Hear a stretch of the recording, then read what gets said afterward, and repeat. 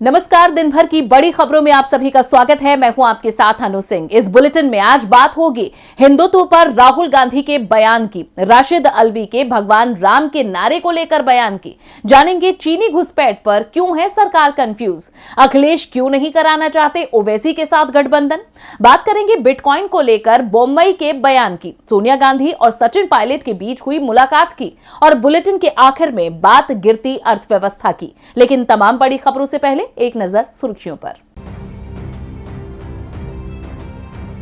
2022 पंजाब चुनाव को लेकर आम आदमी पार्टी तैयार। आपने जारी की 10 उम्मीदवारों की पहली सूची, सभी विधायकों को फिर बनाया गया उम्मीदवार। अनिल देशमुख की बढ़ी मुश्किलें, बढ़ाई गई कस्टडी, 15 नवंबर तक ईडी की कस्टडी में रहेंगे देशमुख। महंगाई बेरोजगारी को लेकर झारखंड में कांग्रेस शुरू करेगी अभियान, 14 से 29 नवंबर तक चलेगा अभियान। प्रदेश अध्यक्ष बोले, जनता को बताएंगे केंद्र की हकीकत। लगातार 3 दिनों की गिरावट के बाद आज सेंसेक्स और निफ्टी में दिखी मजबूती। सेंसेक्स 767 अंकों की बढ़त के साथ 60,887 और निफ्टी 229 अंकों की तेजी के साथ 18,103 पर हुआ बंद। सुर्खियों के बाद अब बात आज की सबसे बड़ी खबर की। यूपी विधानसभा चुनावों से पहले हिंदुत्व फिर राजनीति के मैदान में मुख्य मुद्दा बनता दिख रहा है। बीजेपी यहां हिंदुत्व की पिच पर खेलने को तैयार है तो विपक्ष हिंदुत्व के मुद्दे पर ही उसे घेरने की कोशिश में जुटा है। हाल ही में आई सलमान खुर्शीद की किताब ने हिंदुत्व पर चर्चा तेज कर दी। बीजेपी ने खुर्शीद के सहारे कांग्रेस को निशाने पर लिया तो कांग्रेस अध्यक्ष राहुल गांधी ने हिंदू और हिंदुत्व के अंतर को समझाते हुए बीजेपी के प्रचार अभियान की पोल खोल दी। तो क्या कहा राहुल गांधी ने, देखिए इस रिपोर्ट में। पूर्व केंद्रीय मंत्री सलमान खुर्शीद की नई किताब में हिंदुत्व की तुलना इस्लामी जिहादी संगठन बोको हराम और आईएसआईएस से किए जाने पर हंगामा मचा है। बीजेपी इस पर खूब बवाल काट रही है। ऐसे में कांग्रेस के पूर्व अध्यक्ष राहुल गांधी ने पलटवार करते हुए बीजेपी को ही आड़े हाथों ले लिया। उन्होंने पूरे विवाद पर सीधे तौर पर कुछ भी कहने की बजाय इशारों में अपने नेता का पक्ष लिया है। वर्धा में आयोजित कांग्रेस संगठन की ट्रेनिंग के राष्ट्रीय कार्यक्रम में राहुल गांधी ने पार्टी कार्यकर्ताओं को हिंदू धर्म और हिंदुत्व का फर्क समझाया। राहुल ने कहा कि हिंदू धर्म और हिंदुत्व दोनों अलग अलग बातें हैं। अगर एक होते तो उनका नाम भी एक होता। राहुल गांधी ने कहा, आरएसएस और बीजेपी की घृणित विचारधारा कांग्रेस पार्टी की प्रेम वाली और राष्ट्रवादी विचारधारा पर भारी पड़ गई है। हिंदुस्तान में 2 विचारधाराएं हैं, एक कांग्रेस पार्टी की और एक आरएसएस की। आज के हिंदुस्तान में बीजेपी और आरएसएस ने नफरत फैला दी है और कांग्रेस की विचारधारा जोड़ने, भाईचारे और प्यार की है। आज आरएसएस और बीजेपी की घृणित विचारधारा कांग्रेस पार्टी की प्रेम वाली और राष्ट्रवादी विचारधारा पर भारी पड़ गई है। इसके अलावा राहुल गांधी ने सवाल पूछते हुए कहा कि क्या हिंदुइज्म का मतलब सिख या मुसलमान पर निशाना साधना है? क्या हिंदुइज्म अखलाक की जान लेने के बारे में है? इस किताब में ऐसा लिखा गया है। मैंने उपनिषद पढ़े हैं मगर ऐसा नहीं देखा। कहाँ ऐसा लिखा है कि आप किसी निर्दोष की जान लीजिए? राहुल गांधी यही नहीं रुके। उन्होंने आगे कहा कि एक बार चीन के कुछ नेता आए थे। मैंने उनसे पूछा कि आप लोग कहते हो कि आप कम्युनिस्ट हो, फिर आप कहते हैं कि आप कम्युनिस्ट में भी चीनी विशेषताओं वाले हो, तो आप मुझे ये बता दो कि आप कम्युनिस्ट हो या आपके अंदर चीनी विशेषताएं हैं। दोनों तो नहीं हो सकती, क्योंकि अगर आप कम्युनिस्ट हो तो आपको कम्युनिस्ट ही कहलाना चाहिए। तो वो लोग मुस्कुराने लगे। राहुल ने कहा, सिंपल सा लॉजिक है, अगर आप हिंदू हो तो हिंदुत्व की क्या जरूरत, ये नए नाम की क्या जरूरत? राहुल गांधी ने आगे कहा, बीजेपी हिंदुत्व की बात करती है, हम कहते हैं कि हिंदू धर्म और हिंदुत्व में फर्क है, क्योंकि अगर फर्क नहीं होता तो नाम एक ही होता। राहुल गांधी ने कहा कि क्या सिख और मुस्लिम को निशाना बनाना हिंदू धर्म है? नहीं, ये हिंदुत्व है। किस किताब में लिखा है कि एक मासूम की जान लो? मैंने उपनिषद पढ़ा है, मैंने इसे हिंदू, सिख या इस्लाम धर्म ग्रंथों में नहीं देखा। मैं इसे हिंदुत्व में देख सकता हूँ। अब देखना होगा कि कांग्रेस इस विवाद को संभाल पाने में कामयाब हो पाती है या नहीं। राहुल गांधी ने बीजेपी पर निशाना साधते हुए हिंदू और हिंदुत्व में फर्क समझाया। साथ ही कांग्रेस और आरएसएस की विचारधारा का फर्क भी सामने रखा। राहुल ने हिंदू और हिंदुत्व पर पार्टी का रुख साफ किया तो कांग्रेस नेता राशिद अल्वी के जय श्री राम के नारे पर दिए बयान को लेकर एक नई बहस शुरू कर दी गई। तो क्या है राशिद अल्वी का ये बयान, देखिए इस रिपोर्ट में। कांग्रेस नेता सलमान खुर्शीद के बाद अब राशिद अल्वी ने हिंदुत्व पर एक बयान दिया है।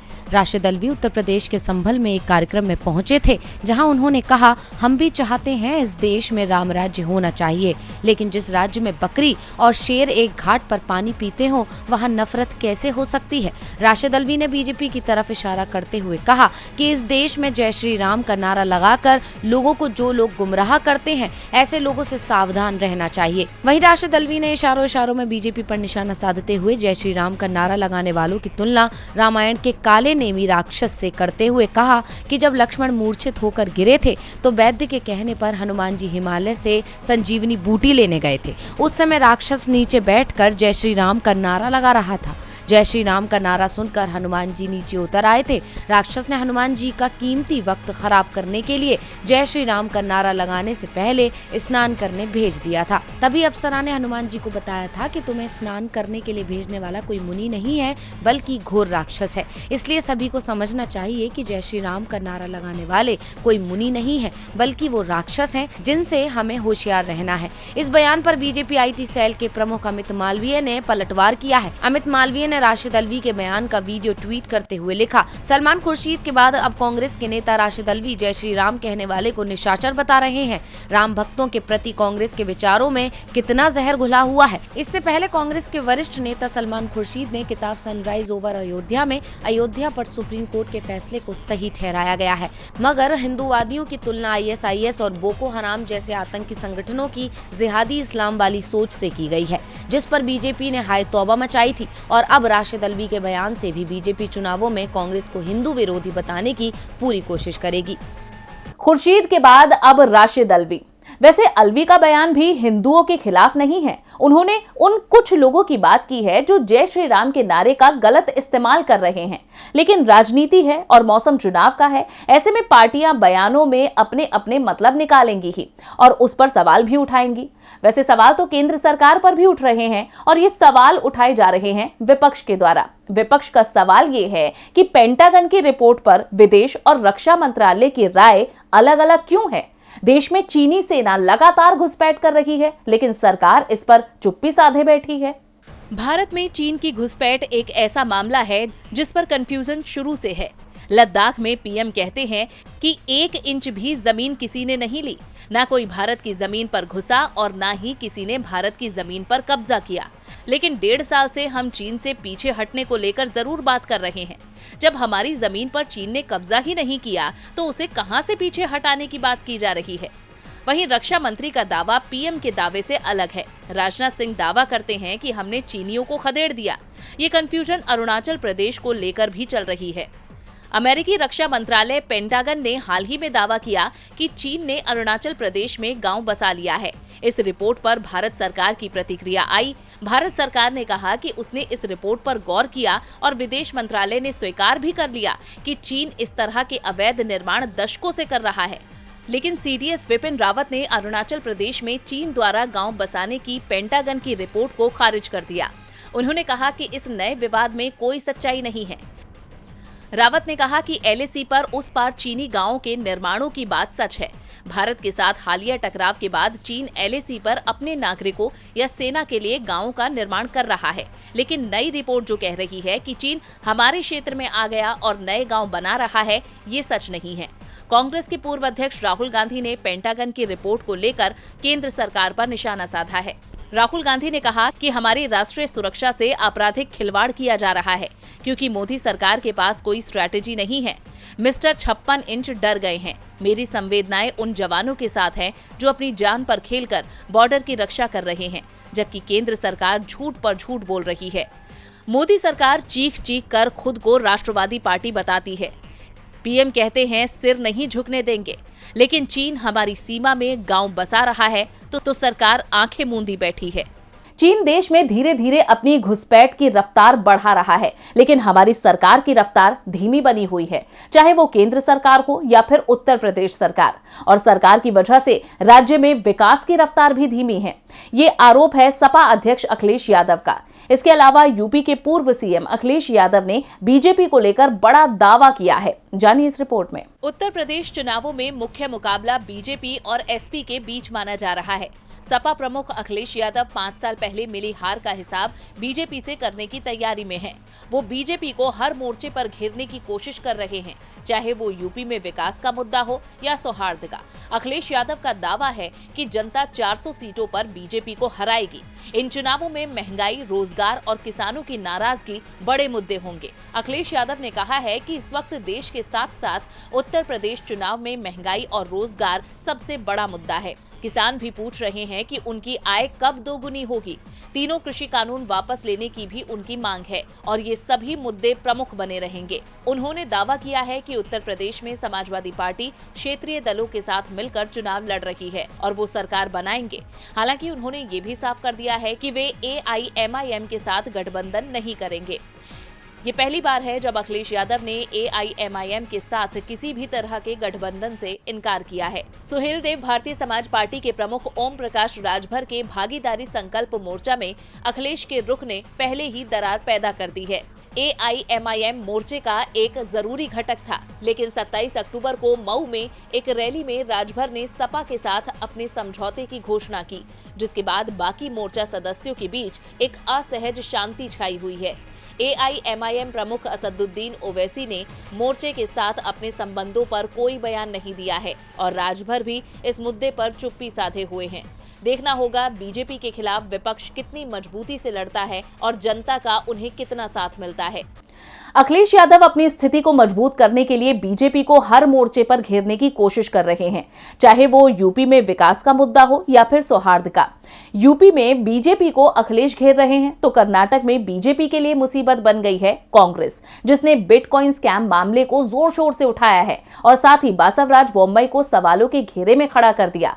खुद को फंसा देख बोम्मई ने ऐसा बयान दिया कि PM मोदी ही सवालों के घेरे में खड़े हो गए। बेंगलुरु में एक क्रिप्टो करेंसी हैकर से जुड़े 11 महीने पुराने एक मामले में प्रवर्तन निदेशालय की तरफ से की गई जांच को विपक्ष जोर शोर से भुना रहा है और ये पूरा मामला अब राजनीतिक रूप ले चुका है, जिसमें विपक्ष सत्तारूढ़ बीजेपी और घोटाले में शामिल अधिकारियों और जांच एजेंसियों पर उन्हें बचाने का आरोप लगा रहा है। जब विपक्ष ने कर्नाटक CM पर सवाल उठाए तो खुद को घिरता देख अपनी सफाई देते हुए उन्होंने PM मोदी को ही सवालों के कटघरे में खड़ा कर दिया। आपको बता दें कि मुख्यमंत्री बोम्मई 2 दिन से दिल्ली दौरे पर थे और बुधवार शाम उन्होंने अमित शाह से भी मुलाकात की थी। मुख्यमंत्री बोम्मई ने कहा, PM मोदी से बिटकॉइन स्कैम को लेकर कोई बातचीत नहीं हुई। मैं बात करना चाहता था लेकिन PM मोदी ने बात काट दी। प्रधानमंत्री ने मुझसे यही कहा कि गंभीरता से काम करिए, सब ठीक हो जाएगा। गृह मंत्री अमित शाह को इस बारे में ज्यादा जानकारी है। अब बोम्मई के इस बयान से साफ है कि विपक्ष का आरोप कहीं न कहीं सही है, क्योंकि केंद्र सरकार इस बारे में अपने ही नेता से भी खुलकर बात नहीं करना चाहती और इस खेल में सभी लिप्त हैं। इसीलिए सरकार इस मामले को बस रफा दफा करना चाहती है। आपको बता दें कि पुलिस ने बेंगलुरु के एक हैकर के पास से 9 करोड़ के बिटकॉइन जब्त की थी। विपक्ष का आरोप है कि इसमें बहुत सारे राजनेता भी शामिल थे। कांग्रेस ने आरोप लगाया है कि कर्नाटक पुलिस श्रीकृष्ण और उनके सहयोगियों पर सख्ती नहीं बरत रही है। अब बोम्मई के इस बयान ने केंद्र को भी सवालों के घेरे में खड़ा कर दिया है, साथ ही विपक्ष के आरोपों पर मोहर लगा दी है। कर्नाटक CM बोम्मई दिल्ली दौरे पर थे, जहां उन्होंने PM मोदी और अमित शाह से मुलाकात की। बोम्मई का कहना है कि उन्होंने बिटकॉइन के बारे में PM से बात करनी चाहिए तो उनकी बात काट दी गई, यानी उन्हें कोई संतोषजनक जवाब नहीं मिला। लेकिन सचिन पायलट कांग्रेस आला कमान से मुलाकात कर संतुष्ट हो गए हैं। दरअसल आज पायलट और सोनिया के बीच मुलाकात हुई, जिसमें राजस्थान मंत्रिमंडल पर चर्चा हुई। दिल्ली के 10 जनपद में आज बैठकों का दौर जारी है। कांग्रेस के अंतरिम अध्यक्ष सोनिया गांधी उन सभी राज्यों में पार्टी को मजबूत बनाने की रणनीति तैयार कर रही हैं, जहां कांग्रेस की सरकार है या फिर जहां चुनाव नजदीक आ गए हैं। उसी कड़ी में उन्होंने आज छत्तीसगढ़ के मुख्यमंत्री भूपेश बघेल और राजस्थान के पूर्व उप मुख्यमंत्री सचिन पायलट के अलावा कांग्रेस महासचिव प्रियंका गांधी से भी मुलाकात की। दावा किया जा रहा है कि सभी नेताओं का चर्चा का एजेंडा अलग अलग था। भूपेश बघेल यूपी चुनाव के लिए पार्टी के पर्यवेक्षक बनाए गए हैं, इसलिए उनसे और प्रियंका से चुनावों की रणनीति पर चर्चा हुई। इसके अलावा सचिन पायलट ने भी आज सोनिया गांधी से मुलाकात की। उनकी इस मुलाकात को बहुत अहम माना जा रहा है और राजस्थान मंत्रिमंडल से जोड़कर देखा जा रहा है, क्योंकि बीते दिन ही अशोक गहलोत ने भी सोनिया से मुलाकात की थी और मुलाकात के बाद उन्होंने कहा था कि हाईकमान का जो भी फैसला होगा उन्हें मंजूर होगा। इसीलिए दावा किया जा रहा है कि राज्य से संबंधित मुद्दों को हल करने के लिए पायलट को बुलाया गया है। बता दें कि गहलोत सोनिया गांधी की बैठक से पहले पायलट ने गुरुवार को केसी वेणुगोपाल से मुलाकात की थी। सोनिया गांधी से मुलाकात के बाद सचिन पायलट का बयान भी सामने आया है। उन्होंने कहा कि जिन लोगों ने संघर्ष किया उन्हें मौका मिलना चाहिए। उनकी बातों से लग रहा है कि सोनिया ने फैसला ले लिया है और सचिन पायलट भी उनके फैसले से संतुष्ट है, यानी सचिन पायलट की मांगों का ख्याल रखा गया है। अब देखना होगा कि कब मंत्रिमंडल विस्तार होता है। और बुलेटिन के आखिर में बात अर्थव्यवस्था की। देश में मोदी सरकार भले ही अर्थव्यवस्था में तेजी का दावा कर रही हो, लेकिन आंकड़े सच्चाई बयां कर रहे हैं। कहा जा रहा है कि नोटबंदी और पूर्णबंदी ने अर्थव्यवस्था को गर्त में पहुंचा दिया। इसका असर ऑटो सेक्टर पर भी देखा जा रहा है। इस सेक्टर में व्यापार को भारी चपत लगी है, जिससे जीडीपी भी हिल सकती है। किसी भी देश के विकास के लिए अर्थव्यवस्था का मजबूत होना बेहद जरूरी है और इसे गति देता है व्यापार। लेकिन जब देश में व्यापार को ही नहीं मिलेगी रफ्तार, तो कहां से खोलेंगे सफलता के द्वार? लंबे वक्त से देश में यही स्थिति है। ना तो व्यापार को विस्तार मिल रहा है, ना ही विकास हो रहा है और अब तो स्थिति और खराब होती जा रही है, जिसकी तस्दीक आंकड़े करते हैं। देश में इस वक्त ऑटो सेक्टर की रफ्तार थमती नजर आ रही है। नए आंकड़ों के मुताबिक भारत में यात्री वाहनों की थोक बिक्री में सालाना आधार पर अक्टूबर में 27% की गिरावट दर्ज की गई। ऑटो इंडस्ट्री की प्रमुख संस्था सियाम ने बताया है कि अक्टूबर 2021 में कुल 2,26,353 वाहनों की बिक्री हुई, जबकि एक साल पहले समान महीने में ये आंकड़ा 3,10,694 था। कार के साथ साथ मोटरसाइकिल की बिक्री में भी कमी देखी गई। अक्टूबर में मोटरसाइकिल का डिस्पैच भी 26% घटकर 10,17,874 इकाई रहा, जबकि पिछले साल इस महीने में 13,82,749 इकाई था। सियाम ने कहा है कि इस दौरान स्कूटर की बिक्री भी 21% घटकर 4,67,161 रही, जो एक साल पहले समान अवधि में 5,90,507 थी। इतना ही नहीं, पिछले महीने यात्री वाहन की सभी श्रेणियां 3 व्हीलर, 2 व्हीलर और क्वाड्रीसाइकिल श्रेणी में वाहन बिक्री में 25% की गिरावट दर्ज की गई। इस दौरान 17,99,750 इकाई की बिक्री हुई, जबकि अक्टूबर 2020 में बिक्री का ये आंकड़ा 23,91,192 इकाई था। इन आंकड़ों से साफ है कि देश किस गति से विकास की राह पर आगे बढ़ रहा है। ऐसे में सवाल उठता है कि क्या जनता को धोखा दे रही है सरकार? तो आज इस बुलेटिन में बस इतना ही। देखते रहिए डीबी लाइव। नमस्कार।